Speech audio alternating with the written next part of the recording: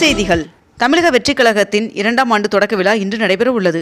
மேலும் இவ்விழாவில் முக்கிய தகவல்கள் வெளியிடப்பட உள்ளதாகவும் தகவல் வெளியாகியுள்ளது. தமிழகத்தில் 27ஆம் தேதி முதல் 1ஆம் தேதி வரை கனமழை பெய்ய வாய்ப்புள்ளதால் மஞ்சள் நிற எச்சரிக்கை விடுக்கப்பட்டுள்ளதாக தெரிவிக்கப்பட்டுள்ளது. சென்னை கோபாலபுரத்தில் 8 கோடி ரூபாய் மதிப்பில் கட்டப்பட்டுள்ள தமிழ்நாட்டின் முதல் குத்துச்சண்டை அரங்கத்தை முதலமைச்சர் மு.க. ஸ்டாலின் அவர்கள் திறந்து வைத்தார். ரமலான் நோன்பு கஞ்சி தயாரிப்பிற்காக பள்ளி வாசல்களுக்கு 7920 மெட்ரிக் டன் அரிசி வழங்க முதலமைச்சர் மு.க. ஸ்டாலின் அவர்கள் உத்தரவிட்டுள்ளார். இணையதளத்தில் யூடியூப் சேனலை பயன்படுத்தி உங்கள் தயாரிப்புகளை சந்தைப்படுத்துதல் தொடர்பாக வருகின்ற மார்ச் 5ஆம் தேதி முதல் 7ஆம் தேதி வரை பயிற்சி நடைபெற உள்ளதாக தெரிவிக்கப்பட்டுள்ளது. மகளிர் சுய உதவி குழுக்களின் தயாரிப்பு பொருட்கள் 194 கோடி ரூபாய்க்கு விற்பனை செய்யப்பட்டுள்ளதாக தமிழக அரசு தகவல் தெரிவித்துள்ளது. மதுரை மெட்ரோ ரயில் திட்டத்திற்கு 11,300 கோடி ரூபாய் என மதிப்பீடு செய்யப்பட்டுள்ளதாக தகவல் வெளியாகியுள்ளது. சென்னை ராஜீவ்காந்தி சாலையில் அமைக்கப்பட்டுள்ள யூ வடிவ மேம்பாலத்தை திறந்து வைத்தார் துணை முதல்வர் உதயநிதி ஸ்டாலின் அவர்கள். வார இறுதி நாட்களை முன்னிட்டு 28ஆம் தேதி முதல் 2ஆம் தேதி வரை 627 சிறப்பு பேருந்துகள் இயக்கப்பட உள்ளதாக தெரிவிக்கப்பட்டுள்ளது. திருவள்ளூரில் உள்ள பெருமாள் சுவாமி கோவிலில் மாசி மாத தெப்ப உற்சவம் வருகின்ற 27ஆம் தேதி தொடங்கி 3 நாட்கள் நடைபெறும் என்று தெரிவிக்கப்பட்டுள்ளது. தமிழக சட்டப்பேரவையில் வருகின்ற மார்ச் 14ஆம் தேதி பொது பட்ஜெட் தாக்கல் செய்யப்பட உள்ள நிலையில் முதலமைச்சர் மு.க. ஸ்டாலின் அவர்களின் முன்னிலையில் நேற்று அமைச்சரவைக் கூட்டம் நடைபெற்றது. மத்திய அரசின் மக்களவைத் தொகுதி மறுசீரமைப்பு விவகாரம் தொடர்பாக மார்ச் 5ஆம் தேதி தமிழக அரசு சார்பில் நடத்தப்படும் அனைத்துக் கட்சி கூட்டத்தில் பங்கேற்குமாறு மாநில அரசியல் கட்சிகளுக்கு முதலமைச்சர் மு.க. ஸ்டாலின் அவர்கள் அழைப்பு விடுத்துள்ளார்.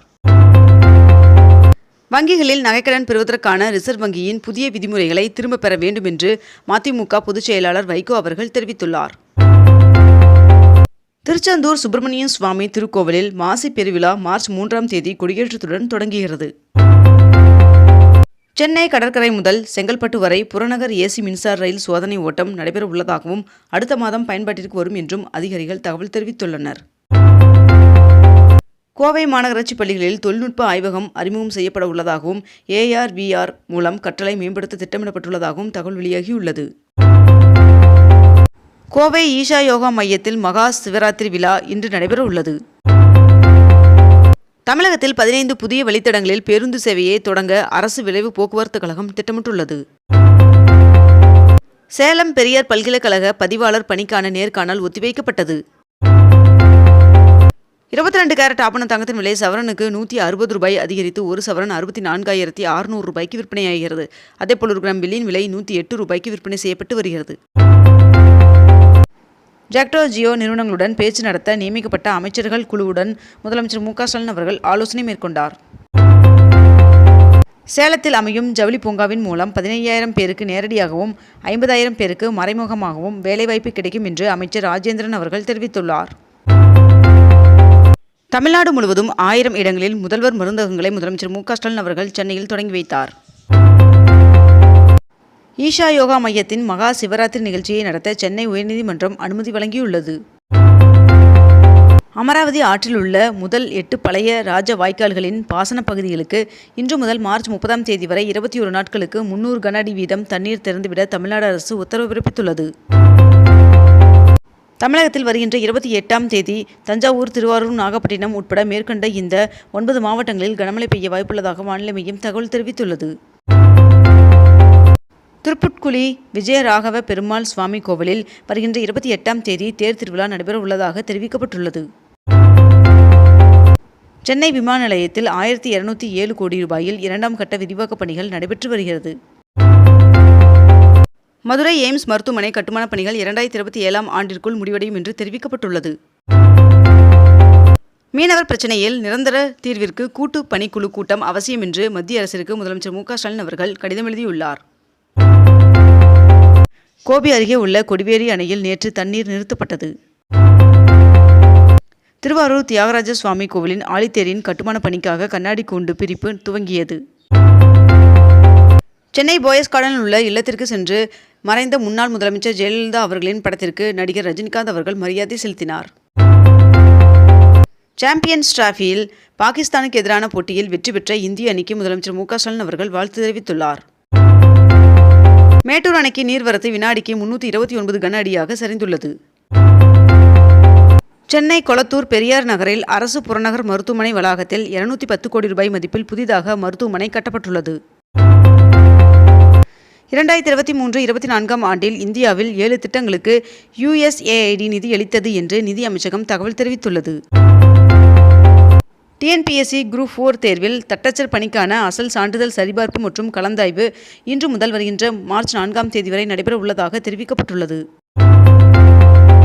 கைது செய்யப்பட்ட தமிழ்நாடு மீனவர்களையும் அவர்களது மீன்பிடி படகுகளையும் விடுவிக்க உடனடி நடவடிக்கை மேற்கொள்ள வேண்டும் என்று வெளியுறவுத்துறை அமைச்சர் ஜெய்சங்கர் அவர்களுக்கு முதலமைச்சர் மு.க.ஸ்டாலின் அவர்கள் கடிதம் எழுதியுள்ளார். AI தொழில்நுட்பத்தில் இந்திய இளைஞர்கள் புதிய புரட்சியை ஏற்படுத்தி வருவதாக பிரதமர் நரேந்திர மோடி அவர்கள் தெரிவித்துள்ளார். மகா கும்பமேளாவில் புனித நீராட மேற்கு வங்கத்திலிருந்து 2000 பக்தர்கள் வருகை தந்தனர் என்று தகவல் தெரிவிக்கப்பட்டுள்ளது.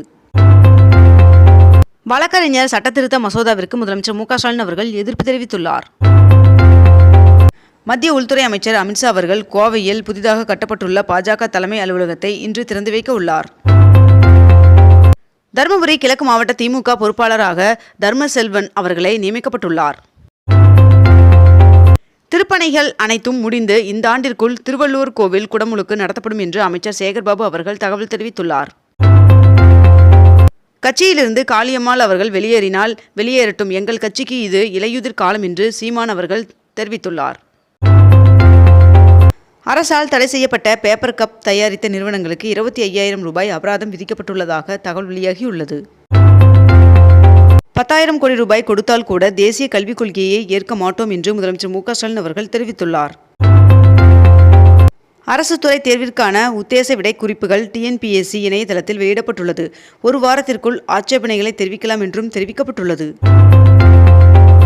இந்தியா மீது ரெசிப்ரோக்கல் வரி விதிக்கப் போவதாக அமெரிக்க அதிபர் டொனால்ட் ட்ரம்ப் அவர்கள் தெரிவித்துள்ளார். 5 ஆண்டுகளில் ஓசூர் மிகப்பெரிய வளர்ச்சி அடையும் என்று அமைச்சர் TRB ராஜா அவர்கள் தெரிவித்துள்ளார். இலங்கை அரசால் நாட்டுடைமை ஆக்கப்பட்ட தமிழ்நாடு மற்றும் புதுச்சேரி மீனவர்களின் படகுகளை ஏலமிட நடவடிக்கை எடுக்கப்பட்டுள்ளதாக தகவல் வெளியாகியுள்ளது. மகா கும்பமேளாவில் ஒரே நாளில் தமிழக ஆளுநர் RN ரவி அவர்கள் மற்றும் தமிழக பாஜக தலைவர் அண்ணாமலை ஆகியோர் புனித நீராடினர்.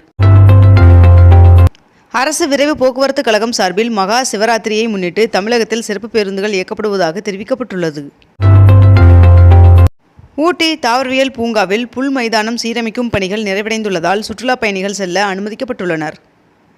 இத்துடன் இன்றைய தலைப்புச் செய்திகள் நிறைவடைகின்றன. மேலும் இதுபோன்ற அண்மை தகவல்களை உடனுக்குடன் தெரிந்து கொள்ள அக்னிபூ சேனலை சப்ஸ்கிரைப் செய்து கொண்டு தொடர்ந்து இணைந்திருங்கள். நன்றி, வணக்கம்.